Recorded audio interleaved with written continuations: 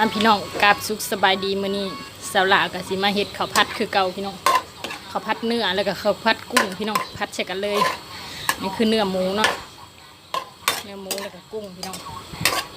ตอนนี้เขาก็ผัดกุ้งให้มันสุกก่อนเนาะ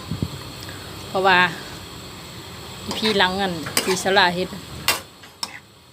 เอาข้าวลงก่อนมันก็เลยเฮ็ดให้มีกลิ่นวันนี้เราสิผัดกุ้งก่อน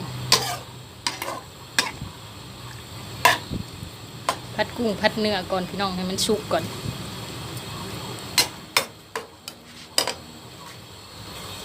นี่ก็คือเกลือกับน้ำตาลเนาะสละก็จะลงเลย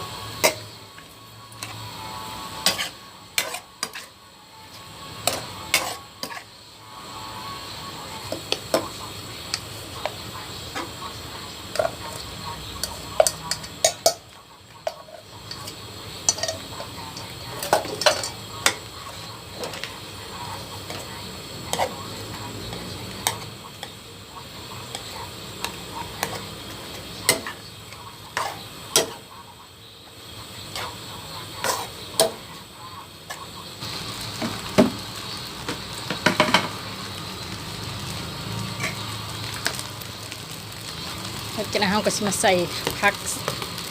กับใส่มะสาลีลงไปเลยเนาะใส่สาลีไปก่อนสละใส่สาลี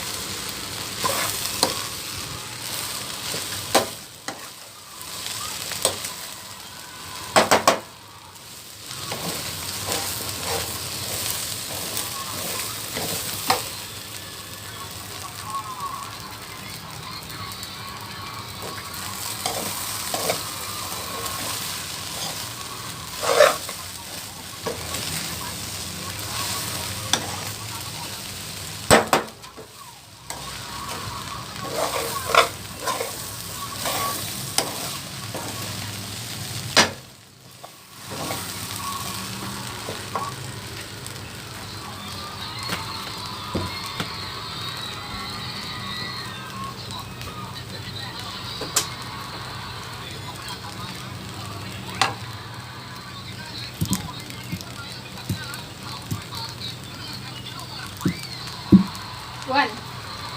เบิ่งดีบ่นี่มันมืดนี่ไปเอามาไหมมันบอกก็เจ้าบุบานเลย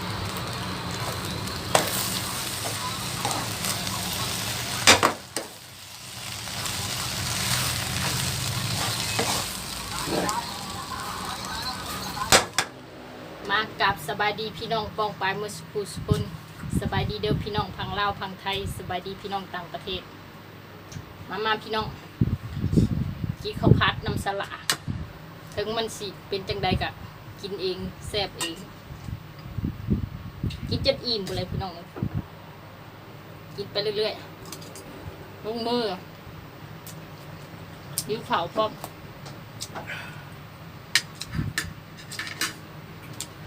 กินกับมักแตงหน่อยพี่น้อง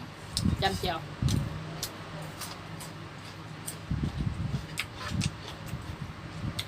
ข้าวผัดกุ้งเลยพี่น้อง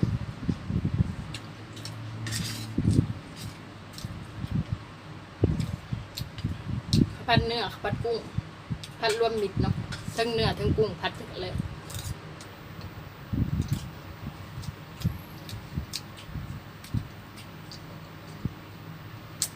มาแต่งหน่อยน้ำ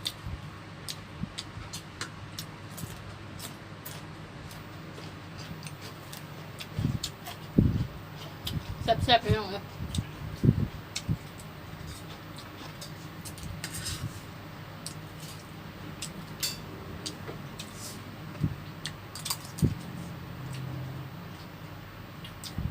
สบายดีด้วยสบายดีทุกคน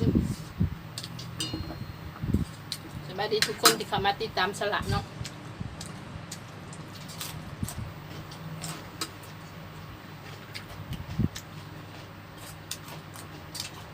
ทั้งคนเก่าคนใหม่กับกลับสบายดีเด้อพี่น้องเด้อ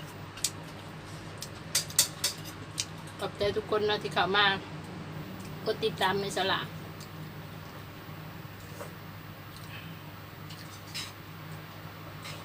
ใ ให้มีกำลังใจเนาะพี่น้องเนาะไปที่แวะเข้ามา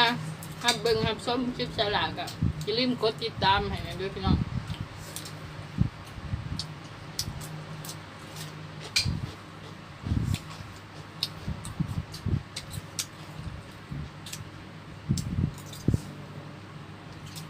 ไปกินเองพี่น้องมัน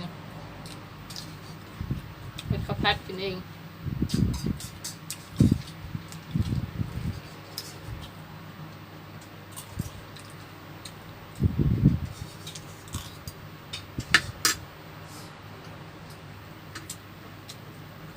มันสิเศร้าเลยน้ำหอมรู้สึกตีกันคันขออนุญาตกินน้ำก่อนพี่น้องแค่นี้แค่ข้าวผัด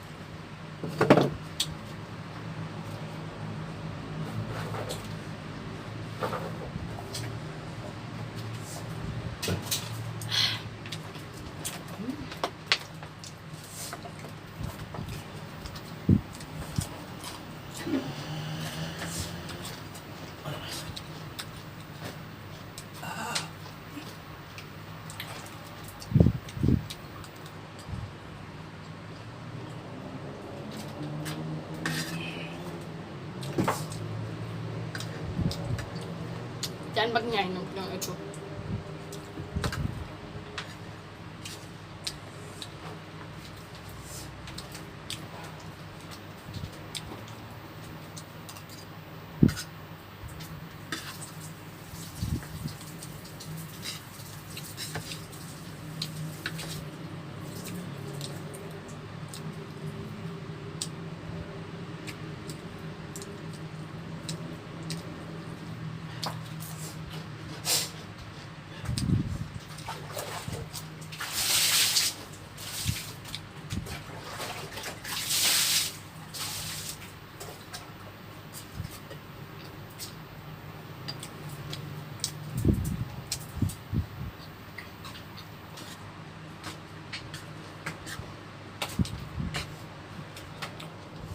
ผัดใส่กับสาลีพร้อม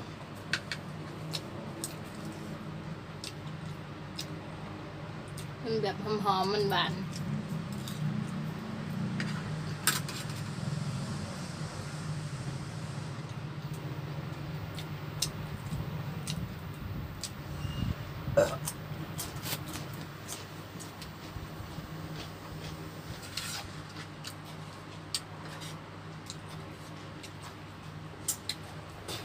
มาพี่น้องมากินข้าวน้ำสลัด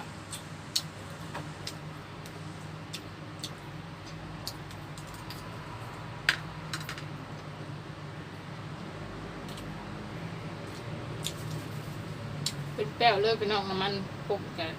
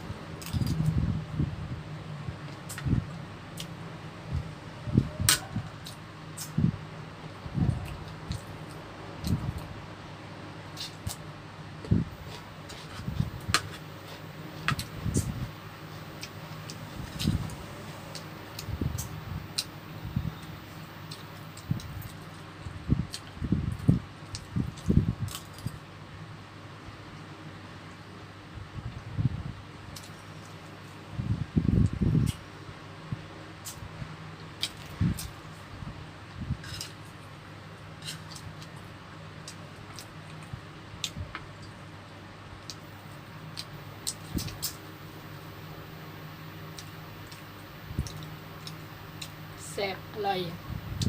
นี่พี่น้อง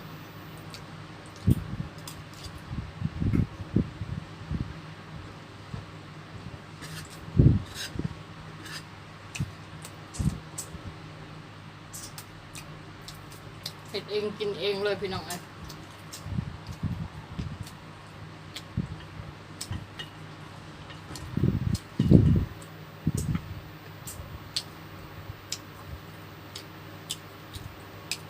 ไปคิดเมนูยังได้กะ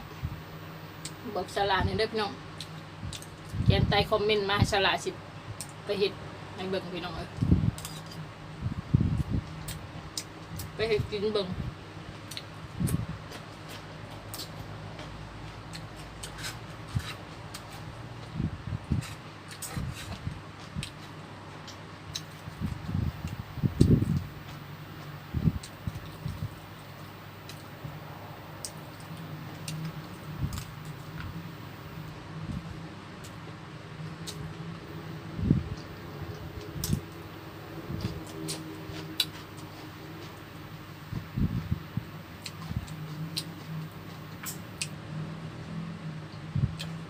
กินแบบหิวๆเลยพี่น้องเอ้ย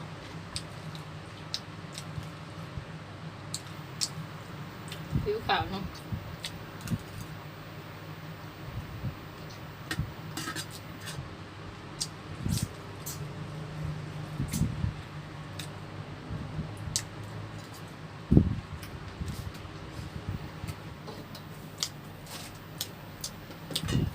ตลาดกินคนเดียวนั้นทุกคนมาในตลาดกันจะได้จบคลิปเพียงแค่นี้เด้อทุกคนก็อย่าลืมกดไลค์กดแชร์กดติดตามให้ตลาดเด้อทุกคนเพื่อเป็นกำลังใจให้ตลาดเนาะให้คลิปต่อไปอิ่มเลยพี่น้องเอ้ย